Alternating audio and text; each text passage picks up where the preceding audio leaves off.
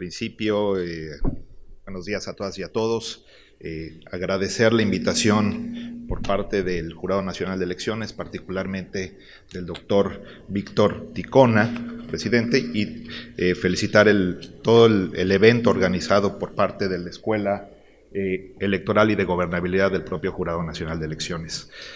Un primer comentario: no soy ministro, soy maestro, ojalá en un futuro ocupe ese cargo, pero mientras tanto quisiera señalar ese tema. Tendrán el control para modificar el PowerPoint. Yo quisiera estructurar la presentación a partir de dos momentos. Fui convocado para explicar un poco el procedimiento, las lecciones, el aprendizaje, la experiencia del caso mexicano en las reformas político-electorales.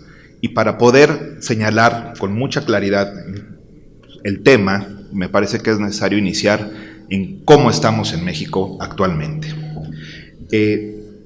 La elección ha demostrado, por lo menos el proceso electorales en México ha demostrado, que el Instituto Nacional Electoral es un órgano constitucional especializado que se encarga de organizar elecciones limpias, equitativas y confiables. Su diseño descansa en tres elementos principales, que es la ciudadanización, esto es, quien integra el órgano son ciudadanos mexicanos, evidentemente especialistas en la materia de derecho electoral, que cuentan con un respaldo académico y un prestigio nacional e internacional que permite generar condiciones aptas para el desarrollo de la democracia. Pero además es importante señalar lo siguiente: en México, quien cuenta los votos, quien integra las mesas directivas de casilla, son ciudadanas y ciudadanos mexicanos. La autoridad electoral en el procedimiento de integración de las mesas directivas de casilla también se auxilia de ciudadanas y ciudadanos que son contratados expresamente para generar la capacitación, el acercamiento con la ciudadanía y que puedan convencer a nuestras vecinas y vecinos para que puedan acercarse y colaborar con el sistema electoral mexicano. El segundo de los elementos es la profesionalización. ¿Esto qué quiere decir? Que la estructura por parte de la autoridad electoral está conformada por gente que forma parte del sistema profesional electoral, un servicio civil de carrera, que permite que haya una constante actualización en todos los procesos y procedimientos de capacitación del personal y que estén aptos para el desarrollo de la función electoral. Y finalmente la vigilancia. Hay dos controles. Como ustedes sabrán, el Instituto Nacional Electoral, el Consejo General, se integra también por partidos políticos y representantes del Congreso de la Unión, de los grupos parlamentarios partidistas, y que, si bien con voz, pero no con voto, participan permanentemente en la vigilancia de las decisiones que desarrolla el Instituto Nacional Electoral. Y a su vez el control jurisdiccional es por parte del Tribunal Electoral del Poder Judicial de la Federación, que revisa y analiza la mayoría, o si no es la totalidad, de los actos que emiten las autoridades electorales, así como los partidos políticos. Sobre esa base quisiera iniciar con lo siguiente. En 2018 tuvimos la elección más grande de la historia en México. El 1 de julio del año pasado, más de 89 millones de mexicanas y mexicanos fueron convocados a elegir un presidente de la República, 628 legisladores federales y 17,670 autoridades locales en 30 entidades del país. Esto es, fue un proceso bastante complejo, un proceso electoral que generaba muchísima expectativa sobre el funcionamiento de la autoridad electoral, particularmente porque veníamos de una reforma electoral en 2014 que fue bastante abundante en términos de atribuciones y que reconfiguró el sistema electoral mexicano y que hablaré con él posteriormente. Los resultados de este proceso electoral podemos decir en México que fueron exitosos por lo siguiente. Primero, tenemos una logística electoral eficaz y eficiente. 156,792 casillas, esto es el 99.9% del total que fue aprobado, fueron instaladas. Solamente 15 casillas en todo el país no pudieron ser instaladas, lo cual genera una expectativa y generó una idea de la eficacia que desarrolló la autoridad electoral en la forma de acercar a la ciudadanía las mesas directivas de casilla. Es importante. En México, como ustedes sabrán, hay un contexto de violencia que vale la pena destacar, y eso hace mucho más evidente el esfuerzo que tuvo la autoridad electoral para poder garantizar que la ciudadanía pudiera acudir a ejercer su voto. Perdón. También tuvimos 908,301 funcionarios designados el día de la elección, esto es 97.8%. La ciudadanía se comprometió, no hay obligación para integrar las mesas directivas de casilla, esto es importante.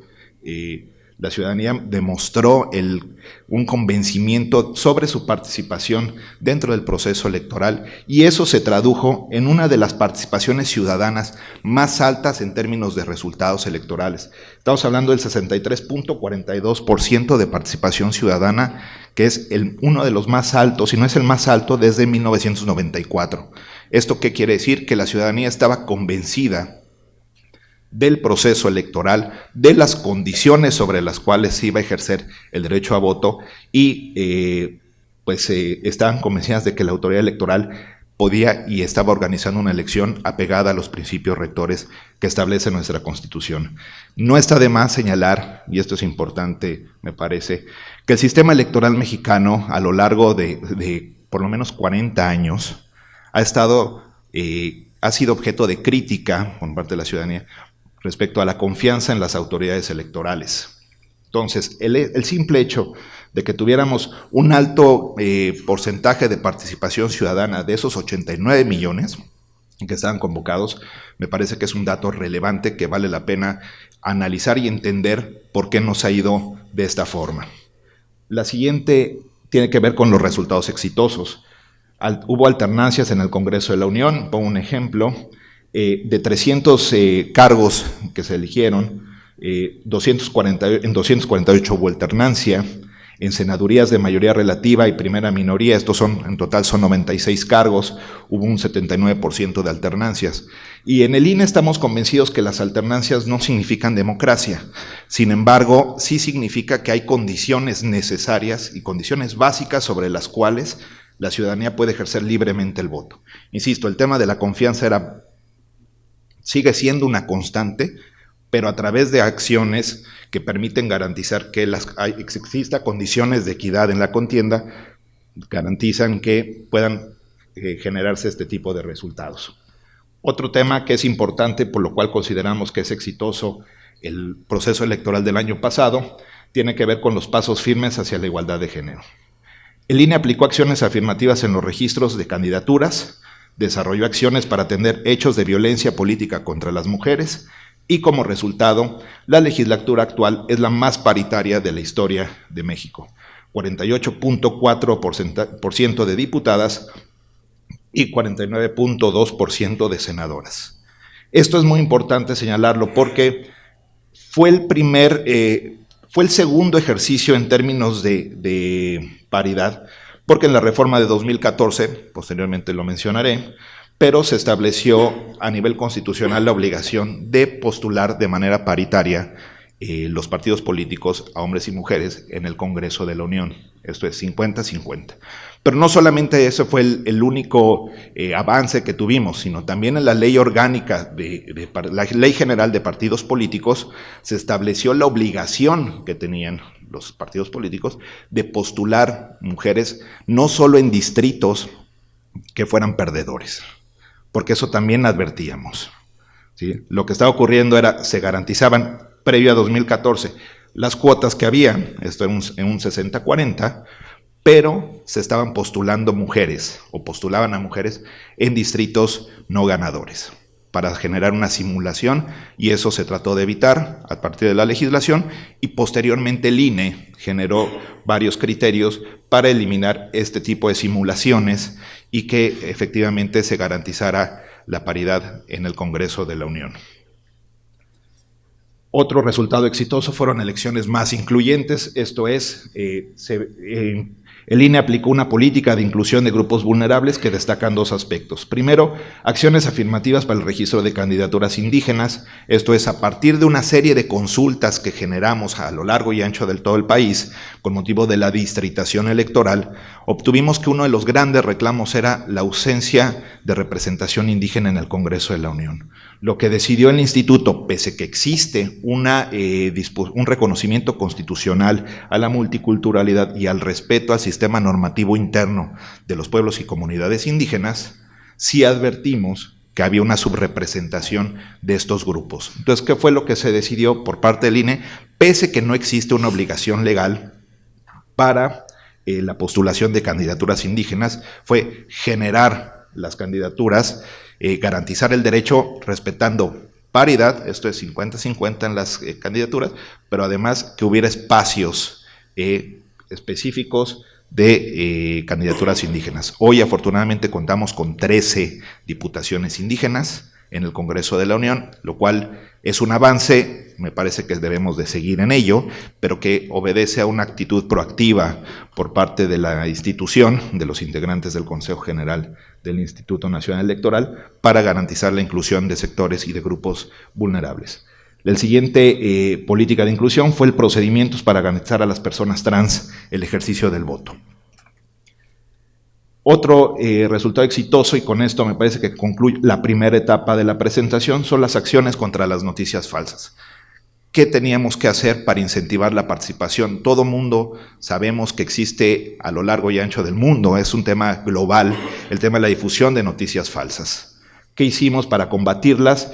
Y tomando la experiencia de que hay dos modelos claramente identificados, ¿no? El modelo francés, que es un modelo en el cual el combate a las noticias falsas busca penalizar la difusión de las mismas, y por lo que decidió el INE fue no irnos por ahí, sino generar pedagogía electoral, esto es poder explicar, salir ante los constantes rumores que existían o de información, de difusión de información falsa, generar la mayor cantidad de información que fuera apegada a la legalidad, que tuviera como lógica desvirtuar toda esta información falsa. Diseñó su política a través de 3 ejes, que fue convenios con empresas de redes sociales, Google, Twitter, Facebook. Tuvo una participación en la iniciativa Verificado 2018, esto es, a partir de una iniciativa de medios de comunicación nativos digitales, empezaron a generar el tema de estar verificando constantemente las noticias que se generaban respecto del proceso electoral, y lo que hizo el INE fue adherirse a esta iniciativa con los medios nativos digitales para que se pudiera generar este combate a la información falsa, y posteriormente desarrollamos el proyecto Certeza 2018. Esto es, como ustedes sabrán, en el INE contamos con estructura en los 300 distritos electorales. La gente que colabora como asistente electoral el día de la jornada electoral, teníamos comunicación directa con ese personal, y en caso de que hubiera un tema de se está suspendiendo la votación en determinada casilla, inmediatamente, a pesar de que fuera falsa, inmediatamente detonábamos una comunicación directa con este asistente electoral, y él nos informaba si ocurría o no el hecho. Y entonces podíamos monitorear y verificar que realmente estuvieran ocurriendo este tipo de situaciones. Los buenos resultados de 2018, debo decirlo, no es un hecho reciente ni producto de un acto fundacional. Nosotros, lo señalaba ayer el profesor Thompson correctamente cuando citaba a un artículo, una investigación por parte de Flavia Freidenberg, que decía, efectivamente, el sistema electoral mexicano goza de hiperreformismo, y efectivamente, me parece que ha sido una constante del sistema electoral mexicano estar generando o adecuando para que toda la maquinaria de un reloj pueda estar saliendo de forma adecuada. Son engranes que se han ido modificando y ajustando para que la maquinaria electoral pueda funcionar de manera adecuada y que efectivamente sea un tema en beneficio de la sociedad, de la ciudadanía mexicana. Quisiera mencionar 5 etapas que me parece que son las fundamentales en términos de construcción de confianza en el sistema electoral mexicano. Para hablar de ellas necesito partir del contexto. La reforma del 77, En las elecciones del 76, el único candidato registrado fue el abanderado del partido gobernante en ese entonces por 47 años. En 1977, el gobierno mexicano, a partir del reclamo y de las pretensiones de la oposición, empezó a iniciar el proceso de apertura política con la aprobación de la Ley Federal de Organizaciones Políticas y Procesos Electorales. Agrego una ilustración de un caricaturista mexicano, famoso Rius, donde señala, vaya, no encontré oposición, pero técnicamente era una aplanadora en ese entonces el Partido Revolucionario Institucional, y evidentemente eso generaba no condiciones democráticas. ¿Qué ocurre en México? El reconocimiento de la pluralidad. ¿A qué vamos? En las principales innovaciones de la LOPE, de esta ley orgánica que hubo, se reconoció a los partidos políticos como entidades de interés público, hubo reconocimiento a las fuerzas políticas existentes, se generaron condiciones para la entrega de financiamiento público a partidos políticos, se garantizó la representación de partidos políticos en la Comisión Federal Electoral, en ese entonces que formaba parte de la Secretaría de Gobernación. Había registro condicionado para nuevos partidos y definitividad si lograban 1.5% de la votación. Hoy actualmente ha ido evolucionando, tenemos que es el 3%, pero lo más importante me parece, además de la entrega de financiamiento público, fue la generación de un sistema mixto de representación en el Congreso, tanto mayoría relativa como representación proporcional. La reforma de 1990, el contexto. Las elecciones presidenciales del 88 fueron severamente cuestionadas por irregularidades en la organización y los cómputos. El reclamo permanente de fuerzas políticas sobre la organización de los votos, la parcialidad en la organización del proceso electoral, la falta de certeza en quién podía votar y quién no, y el control que había, la falta de controles que había en el ejercicio del derecho al sufragio, generó que el gobierno, una vez más, derivado del reclamo de fuerzas políticas de oposición, promoviera una reforma constitucional para crear el Código Federal de Instituciones y Procedimientos Electorales, el COFIPE, y el Instituto Federal Electoral. A esa etapa yo la denomino como la construcción de la certeza. Esto es, el IFE como un organismo autónomo, a medias en ese entonces, pero especializado en los procedimientos y organizaciones de las elecciones federales. Y digo autónomo entre comillas, porque la conformación era por el secretario de Gobernación, el ministro de Interior, en algunos países, identificado así, como presidente del Consejo, había 6 consejeros magistrados, abogados reconocidos sin filiación partidista y representantes de los partidos políticos con registro y del Congreso de la Unión. Se empieza a generar un cambio dentro de la institucionalidad electoral mexicana, garantizando que fueran instituciones especializadas las que organizaran los comicios electorales. Posteriormente, en la reforma de 1996, las elecciones de 1994 previamente se desarrollaron en un ambiente tenso por causa de los asesinatos políticos, hubo el alzamiento del Ejército de Zapatista de Liberación Nacional y la inequidad en las condiciones de la contienda electoral. ¿Esto qué obligó? Reformular otra vez el sistema electoral mexicano para garantizar efectivamente que la autonomía de la institución estuviera garantizada en el sistema electoral. ¿Cuáles fueron los principales elementos de la reforma electoral? El secretario de Gobernación deja la presidencia del IFE, los consejeros ciudadanos son sustituidos por 9 consejeros electorales con voz y voto, y empiezan a surgir y surgen dentro del diseño del Instituto Federal Electoral las comisiones permanentes a cargo de consejeros electorales para supervisar las actividades de la rama ejecutiva del IFE. Sin duda alguna, dentro de esta reforma de 1996 también se fortalece el sistema de partidos políticos y se modifica el tema del financiamiento público a los mismos, garantizando o estableciendo las fórmulas de asignación dentro de la Constitución para que genere claridad sobre el reparto de dinero público hacia las fuerzas políticas. La reforma de 2007, el contexto. La elección de 2006 fue una elección controvertida por el escaso margen de triunfo del candidato ganador y por los elementos que alteraron la equidad en la contienda. Las fuentes de financiamiento para las campañas electorales y el acceso a los medios de comunicación fueron de los principales reclamos del candidato que en ese momento no había sido favorecido por los votos de la ciudadanía. Hubo exigencia de recuento total de votos para generar certeza de los resultados y a pesar de que no estaba prevista el recuento total de los votos, debo reconocer que las instituciones, tanto el IFE en ese entonces como el Tribunal Electoral del Poder Judicial de la Federación, hicieron recuentos donde había certeza de errores en los cómputos distritales. Debo de mencionar que no hubo cambio de ganador y que en algunas de las ocasiones los reclamos generaban pérdida de votos para la coalición que se consideraba perdedora, ¿no? Entonces, me parece que esas revisiones son importantes. Y entonces se generó un cambio en el COFIPE, que es el Código Federal de Instituciones y Procedimientos Electorales, en 2007, que otorgó al IFE 53 atribuciones en las siguientes materias. Un nuevo régimen de acceso de partidos y autoridades electorales a los medios de comunicación. A partir de 2007 está prohibida la contratación de partidos de tiempos de radio y televisión por parte de los partidos políticos. No solo la contratación, sino también la adquisición de tiempos. Esto es, que no necesariamente tiene que mediar un contrato, sino el tema de la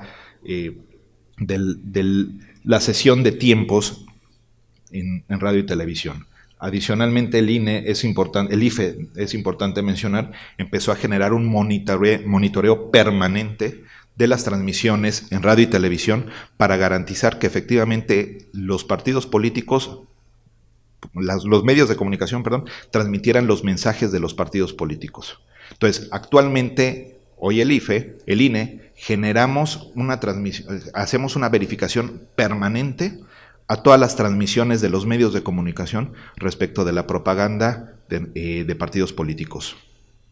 Hubo una nueva fórmula para la asignación de financiamiento público, esto es, desde ahí ya contamos con un porcentaje, ya está tasado, esto es un 65% de la unidad media de actualización, que es una especie de como salario mínimo en México, y que además con un corte permanente al listado, al padrón electoral. Esto es, el 65% más el corte de inscritos en el padrón electoral, se realiza la multiplicación y se generan unas cantidades importantes para la asignación de financiamiento público.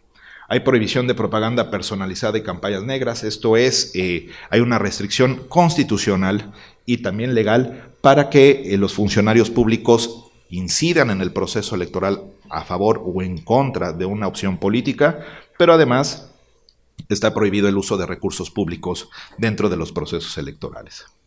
Hay inclusión ya de recuentos previos a los cómputos distritales y hay procedimientos sancionadores en materia electoral. Este último punto me parece que es importante porque abona al arbitraje que genera la autoridad electoral en los procesos electorales.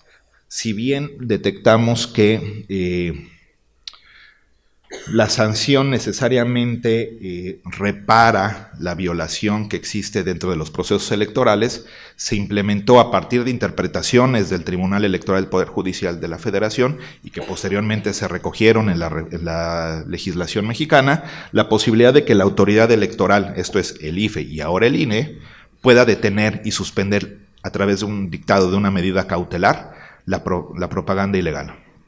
Con eso que garantizamos que el efecto negativo que pueda tener una conducta dentro del proceso electoral sea detenida y con ello se pueda tener una función de reparación restauradora de las condiciones que tenga el proceso electoral en México. Finalmente, la reforma de 2014, el contexto.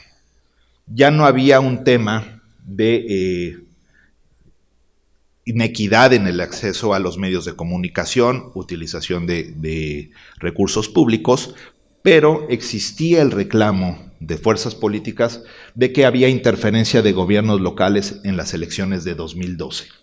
Y entonces, en consecuencia, se creó un sistema nacional de elecciones para estandarizar las buenas prácticas y procedimientos en materia electoral, generar mayor equidad en la disputa por el poder a nivel local y fortalecer la transparencia del sistema electoral mexicano. ¿Qué hicimos o qué se hizo? El INE cuenta actualmente con 74 atribuciones para organizar y operar el Sistema Nacional de Elecciones relacionadas con los siguientes temas. Tenemos la rectoría del INE del Sistema Nacional de Elecciones. ¿Qué quiero decir? Constitucionalmente, ahora se distinguen qué atribuciones son exclusivas del Instituto Nacional Electoral en los procesos electorales locales y cuáles son atribuciones que desarrollan los organismos públicos locales, esto es los institutos de cada una de las entidades federativas. El INE, yo lo quiero manejar así, establece el quién, esto es, define el universo de votantes a través de la lista nominal de electores, establece el dónde, fija las casillas, el lugar donde se van a instalar las casillas, y establece el cómo se van a estar vigilando las elecciones. En otras palabras, el INE fiscaliza a nivel nacional todos los gastos que ejercen los partidos políticos, tanto a nivel federal como a nivel local. Hay una nueva operación se implementa un nuevo modelo de fiscalización nacional en línea. Esto es, ahora los partidos políticos están obligados a reportar en tiempo real sus actividades electorales y todos los gastos que ejercen. Una vez se hace un corte, por así decirlo, con las precampañas, se generan los informes respectivos. Si hay exceso en el tope de gastos de campaña, la consecuencia natural es la cancelación del registro y en consecuencia de la posible candidatura. Y posteriormente, cuando concluyen las elecciones, tenemos 40 días el instituto para fiscalizar los gastos generados en la campaña electoral. Recientemente, ya estaba yo aquí en Perú, el INE decidió multar a partidos políticos por alrededor de 91 millones de pesos, aproximadamente unos 4 millones de dólares, porque hubo violaciones a los gastos de campaña en 6 procesos electorales durante este año. Entonces, lo que está generando el sistema de fiscalización en línea es la posibilidad de fiscalizar de manera permanente el tema de los gastos de partidos. Evidentemente, hoy estamos con este modelo de fiscalización en línea, pero a lo largo de la historia del sistema electoral mexicano se han generado una serie de decisiones validadas por el Tribunal Electoral para evitar el secreto fiduciario, el secreto bancario, permitir que la propia autoridad electoral pueda tener acceso a las cuentas y poder indagar e investigar de manera adecuada para fomentar la transparencia y la rendición de cuentas en cómo se ejerce el dinero público. Porque no hay que olvidar que en México el financiamiento público de los partidos políticos es 100% público, valga la expresión, ¿no? Y sí se permite financiamiento privado, pero son porcentajes mínimos que están regulados en la propia legislación. Por un ejemplo, las aportaciones de simpatizantes y militantes es del 2% del financiamiento público ordinario. Cuando es de campaña, la ciudadanía o los propios candidatos o simpatizantes pueden aportar hasta el 10% del tope de gastos de campaña, que está variable. Esto es, sí existen fuentes de financiamiento privado, pero eminentemente es público el financiamiento de los partidos políticos. Otro tema que es importante mencionar es el nombramiento de autoridades locales. Se otorgó la función al Instituto Nacional Electoral de nombrar a las autoridades electorales locales y contamos con tres funciones especiales o atribuciones. Tenemos atracción, esto es, podemos generar criterios de interpretación para cada uno, que tengan aplicación obligatoria para cada uno de los institutos electorales locales. Tenemos facultad de asunción, esto es, ya sea total o parcial, la posibilidad de que el instituto jale alguna atribución de los propios institutos electorales locales. Y voy a poner un ejemplo. Ayer el INE señalaba correctamente un tema de caso de las Manuelitas que ocurrió con el tema de paridad de género, el tema de Chiapas. Y lo que ocurría es que se habían registrado mujeres, habían obtenido el triunfo o les correspondía la asignación por vía de representación proporcional y los partidos, lo voy a decir así, misteriosamente renunciaron todas las mujeres. Misteriosamente. Entonces ya lo que alegaban los partidos políticos era, ¿a quién meto? ¿A quién inscribo? ¿Quién la sustituye? Y entonces nosotros alcanzamos a advertir, gracias a la comunicación que existe permanentemente con los institutos electorales locales, advertir esta situación y generar un criterio de interpretación, lo denominamos facultad de atracción, para decir, no podemos, el principio de paridad es un principio que si bien tiene que ser interpretado a la luz también de otros principios constitucionales, no puede generar un fraude a la ley. Y entonces lo que empezamos a generar o a interpretar es que si no había mujeres, como decían los partidos políticos, que integraran aquellas que sí efectivamente, que aunque fueran de otro partido político, le siguieran en términos de votación. Misteriosamente las renuncias dejaron de existir y misteriosamente están integrados los órganos. Organización de elecciones internas de partido. Ahora el INE puede, a petición del partido político, organizar sus elecciones internas, con costo al propio partido político. El partido político tiene la obligación de pagar y de cubrir los servicios que genere el Instituto Nacional Electoral sobre la organización de las elecciones de los partidos políticos. Y la integración del Servicio Profesional Electoral Nacional, esto es, nosotros ahora coordinamos un servicio profesional de todo el país. No solamente el del INE, que tiene una representación en cada una de las entidades, sino también hacemos el control y generamos las directrices sobre las cuales el servicio profesional de carrera de los institutos electorales locales pueda generar. Como pueden advertir, estas 5 o 6 atribuciones que yo identifiqué como las más relevantes, buscan un elemento importante dentro del sistema electoral mexicano, que es estandarizar los procesos para garantizar las mejores condiciones en el desarrollo de los procesos electorales del país. Si bien el esfuerzo no es menor, me parece que, y lo puedo señalar con la reforma o la modificación o la presentación de este código nacional por parte del Jurado Nacional de Elecciones, tiene que ver con 3 ejes en el caso mexicano, que es la autonomía institucional, las reglas de equidad en la contienda electoral, el reconocimiento de la pluralidad política y evidentemente yo agregaría el tema del respeto y el fomento de los derechos fundamentales de todas y todos. Pero, estos elementos me parece que dentro del Código Nacional de Elecciones se encuentran contenidos. Hay una determinación clara sobre cuáles son los principios que debe seguir la función electoral. Se establecen reglas claras que generan certeza para los actores políticos, particularmente para los partidos, que es importante señalar, son actores claves de todo sistema democrático, ¿sí? Y finalmente el reconocimiento de la pluralidad política. Hay cuotas o hay obligación de paridad, tema de jóvenes, temas de indígenas, y eso me parece que es fundamental dentro de un sistema electoral. Ahora, el tema de la codificación, sin duda es claro el beneficio que puede generar para estandarizar, para homologar las condiciones y sobre todo para generar certeza, que es uno de los elementos claves, sin las cuales no podemos construir ningún sistema electoral en ninguna parte del país y del mundo. Entonces, yo con esto concluyo la presentación y estoy a sus órdenes para cualquier tema.